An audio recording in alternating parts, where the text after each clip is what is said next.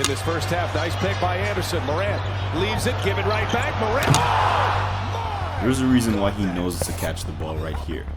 There's a reason he knows to kick the ball right here. And there's also a reason why this sculpture makes sense in your brain. This is the Veiled Virgin.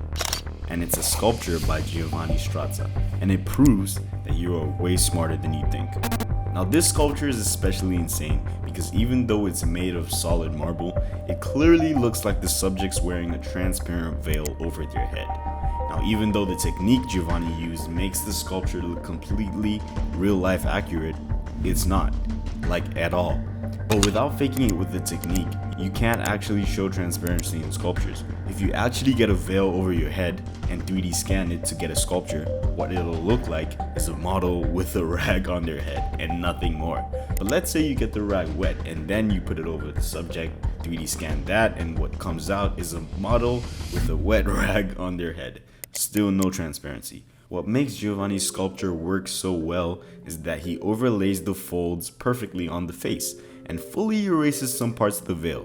Her left eye, for example, is almost fully uncovered without any folds. Alternate between covered and uncovered areas, and what you get is a transparent looking sculpture. But besides this technique, the sculpture actually takes advantage of the way the human beings perceive images. We've taken thousands of years to be able to simulate real life physics pretty accurately, but what we didn't know is that we have those physics engines built in our brains. When I show you this sculpture, you can easily tell what parts of it are the overlaying material and what parts of it are the underlying objects. Yes, someone could argue that simply because it's a human's face, we are somewhat used to it and we can recognize it easier than almost anything else, which is true. We can recognize a face in almost anything. And so they decided to try a bunch of random objects, and I decided to try the experiment for myself. Here's what I need you guys to do. So there's an object and then there's cloth. So I lay the cloth on top of the object. What I need you guys to do is highlight the parts where the object and the cloth come in contact. That's all I need you to do. But the catch is that you have 1 minute to do so. Okay, so like something like this. Yeah, I think there's something here too, right? Or maybe, yeah, there's something here actually. No, it can't be a straight line, you bad boy. How about you remove that? Is there something here, or is this thing part of it? Like this part, the illusion is fucking with my head, bro. What about the middle? I can see the middle. No, that's what we mean, like in the middle, I mean. Can't see the bulge. There's Like like a here? bulge right here. Yes. Let's see. Time is up, and I'll show you guys the object now. You guys did a terrible job. I have a question. So why was all of these extra things outside? Why you are crazy, bro? This is a star, bro. But I don't know what this is because I know there's something here.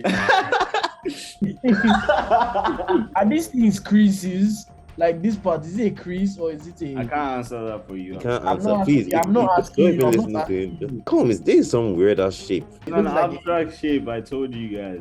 Yeah, this yellow line you put, even this line here, this one here, bro. I don't know how that line there is something. Okay, I can see it. Put it back. I can see it. Time is up. So let's see how this aligns. Let's see how. Chef, let me tell you, Chef, that part that you put at the bottom left, God help you. Where did you find that from? You wicked. Bro, look at me, man. I'm a star boy. The reason why we can do this so well is because in our brains, right up here, we can actually simulate real life physics. It's not very precise because we use rough estimates, but it works surprisingly well. And even when you use ranges instead of fixed numbers in actual physics engines, you get results closer to what humans would guess for things to be. The brain considers things like perspective, textures, and shadows to create a 3D picture of the things that we look at.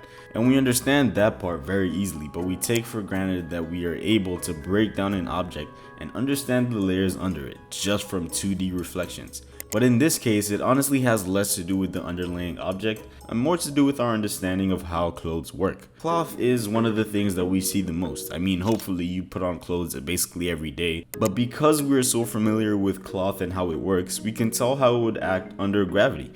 We can't predict exactly what it will look like if we place cloth over an object, especially just in our heads. I mean, even with computers, every simulation is different. But even though we don't know for sure, and we haven't seen a certain fold pattern before, we can tell from all the times that we've seen cloth what it should look like. Now, when a fold doesn't hold the structure that we normally would assume that it would, we can tell that there's probably something under it causing it to act that way. And the library we use is huge. We account for different types of textiles, whether it's heavy or light, and that helps us tell how dense the underlying material is. Sharp corners let us know where the contact is between cloth and object, and we can pretty much guess from there. It's pretty close to physics simulations that took years to build, like this one.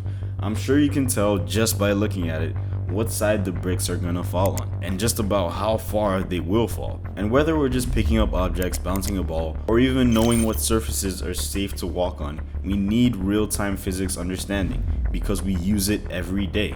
Another thing that you need is to subscribe and click on this video right here, and I'll play some lo-fi while we wait.